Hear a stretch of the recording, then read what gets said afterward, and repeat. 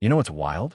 That Amazon box sitting in your recycling bin right now could be feeding you gourmet mushrooms in less than 2 weeks.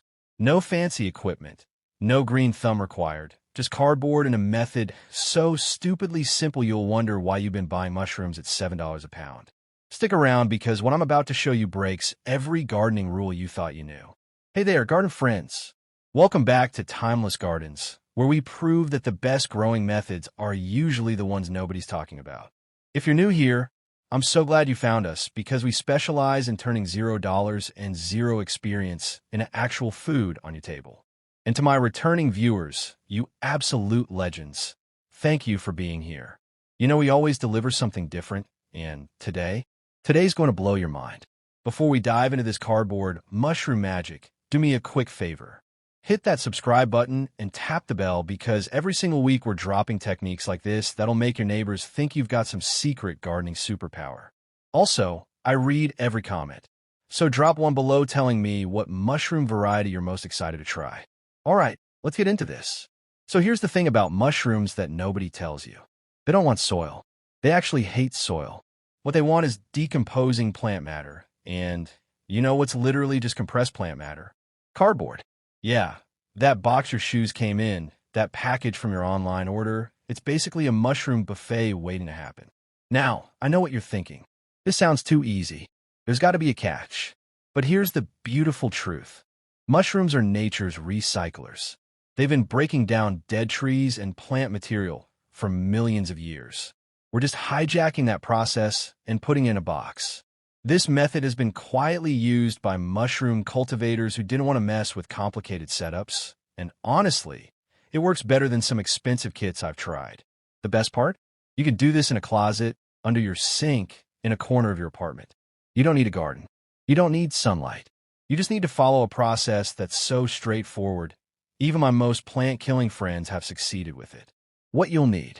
Let me break down what you need, and I promise you already have most of this stuff. First, cardboard. Not the glossy kind, not the kind with lots of colored ink.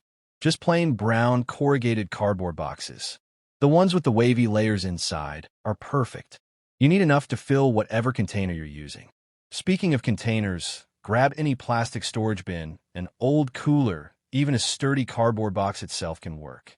Just needs to be clean. Next, mushroom spawn. Now this is the only thing you might need to order online, but it's cheap. Mushroom spawn is basically mushroom roots mixed with grain or sawdust, and it's alive and ready to grow. Oyster mushrooms are your best bet for beginners. They're aggressive growers, they're forgiving, and they taste incredible.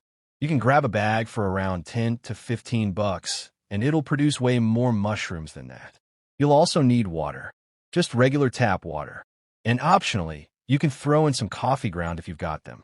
Mushrooms love coffee grounds because they add extra nutrition, plus you're recycling something you'd normally toss.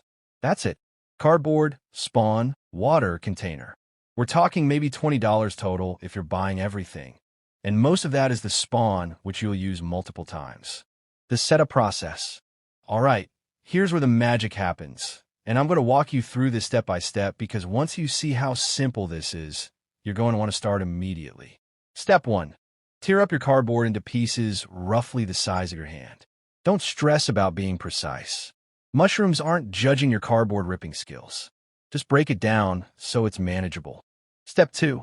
Soak that cardboard in water. I'm talking fully submerge it in a bucket or your sink for about 30 minutes. You want it soaked through, heavy, dripping wet. This hydration is crucial because mushrooms need moisture to grow. Squeeze out the excess water so it's damp but not creating puddles. Step 3. Now we're building layers like a lasagna, but way cooler. Put a layer of wet cardboard in your container, maybe 2 inches thick. Then sprinkle a handful of your mushroom spawn on top. Not the whole bag, just a light covering. Then another layer of cardboard, another sprinkle of spawn. Keep going until your container is full or you run out of spawn. In with cardboard on top. Here's a pro tip that most tutorials skip. Press it down firmly. You want everything making good contact. Mushrooms grow by spreading through material, and if there are big air gaps, they'll struggle. Step 4. Poke some holes in the sides of your container near the bottom for a tiny bit of air exchange. Maybe 5 or 6 holes with a knife or screwdriver. Mushrooms do need some oxygen, just not a lot. Step 5. Loosely cover the top. You can use the container lid slightly cracked open or just drape a plastic bag over it. We want to keep moisture in, but allow a little breathing room. Quick pause here. If you're finding this helpful, smash that like button because it tells YouTube to show this video to more people who need easy, budget-friendly gardening wins. And seriously, drop a comment below. Tell me if you've ever grown mushrooms before or if this is your first time hearing about the cardboard method. I love hearing your stories. Placement and waiting. Now, where do you put this thing? Here's what's cool about mushrooms. They don't need light to grow the mycelium, which is the root network. So during the first phase, stick your container somewhere dark and room temperature. A closet works perfectly. Under a bed, in a basement corner, wherever it stays between 60 and 75 degrees. For the next 7 to 10 days, you're just going to leave it alone. Seriously, don't keep opening it to check. Let the mushrooms do their thing. What's happening inside is the spawn is sending out tiny white threads called mycelium, and those threads are spreading through every piece of cardboard, breaking it down, colonizing it. Around day 7, take a peek. You should see white, fuzzy growth spreading through the cardboard. That's exactly what you want. If you see any green, blue, or black mold, that's contamination and you'll need to start over. But honestly, with cardboard and oyster mushrooms, this rarely happens because oyster mushrooms are aggressive and usually win the race.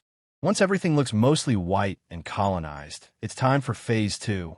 Move your container to a spot with indirect light. Not bright sunlight, just ambient room light. A kitchen corner, a bathroom with a window, anywhere that's not pitch black. This light signals to the mushrooms that it's time to fruit, to actually grow mushrooms. Fruiting and harvest. Here's where it gets exciting. Within 3 to 7 days of introducing light, you'll see tiny mushroom pins starting to form. They look like little bumps at first, then they'll start growing fast. I mean, really fast. Oyster mushrooms can double in size every day once they start. Keep the cardboard moist by misting it with water once or twice a day. Just a light spray, don't soak it again. The mushrooms like humidity, so if your house is super dry, you can tin a clear plastic bag over the container to trap moisture. Just make sure it's not touching the mushrooms directly. In less than a week from pinning, you'll have full-sized mushrooms ready to harvest. You'll know they're ready when the edges of the caps start to flatten out and turn upward slightly. If you wait too long, they'll start dropping spores, which looks like dust, but they're still perfectly edible. To harvest, just twist and pull at the base, or use a clean knife to cut them off. Take the whole cluster at once. And here's the beautiful part. After you harvest, just keep misting that cardboard. Within 2 to 3 weeks, you'll get a second flush of mushrooms. Sometimes even a third or fourth flush before the cardboard is completely spent. What to do with spent cardboard? When the cardboard finally stops producing, you've got this beautiful broken down material that's now rich compost. Throw it in your garden, add it to a compost pile, or use it as mulch around plants. You've literally turned garbage into food and then into soil amendment. That's the kind of circle I can get behind. Some people even bury spent mushroom substrate in their garden and occasionally get surprise mushrooms popping up months later. It's like finding money in an old jacket, except it's dinner. Troubleshooting tips. Let me hit you with some quick troubleshooting because I want you to succeed. If your cardboard isn't colonizing, it might be too cold. Mushrooms slow down below 60 degrees. Move it somewhere warmer. If you're getting weird colored mold, your cardboard might have had contaminants or your spawn might be weak. Start fresh with cleaner materials. If mushrooms are growing, but they're long and skinny with tiny caps, they need more fresh air. Increase those holes or crack the lid more. If nothing's happening at all after 3 weeks, your spawn might have been dead. This is rare with fresh spawn from reputable suppliers, but it can happen. Just order from someone with good reviews. The beautiful thing about this method is it's so cheap that even if you fail the first time, you're out maybe $15 and you learn something. Variety options. Once you've conquered oyster mushrooms, you can experiment with other varieties. Shiitake can work with this method, though they're slightly slower. Lion's mane is another good option. Each one has slightly different preferences, but the basic cardboard technique stays the same. I personally love oyster mushrooms because they're meaty, they hold up great in cooking, and they're ridiculously productive. One successful box can give you several pounds of mushrooms over a few months. At grocery store prices, you're looking at saving $50 to $100 easy, and you're eating something you grew yourself, which just hits different.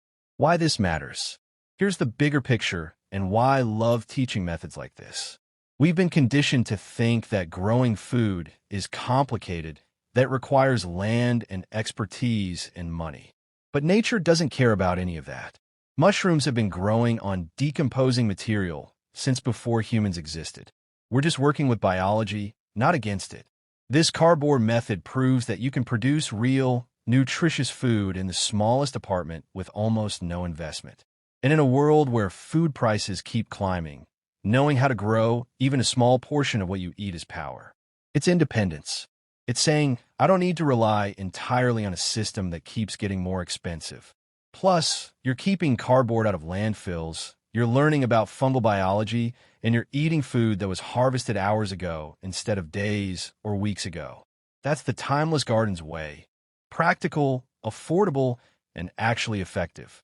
All right, garden friends, that's how you turn literal trash into gourmet mushrooms without spending a fortune or needing any experience. If this video opened your eyes to how simple food growing can actually be, do me a huge favor and share it with someone who would benefit. Hit that subscribe button if you haven't already, because we're building a community of people who refuse to accept that gardening has to be expensive or complicated. Drop a comment and tell me, what's the weirdest thing you've ever tried to grow? I read every single one, and I love your stories. Until next time, keep growing, keep learning, and remember that the best gardening techniques are usually the simplest ones. I'll see you in the next video with another method that'll make you wonder why nobody taught you this sooner. Happy growing!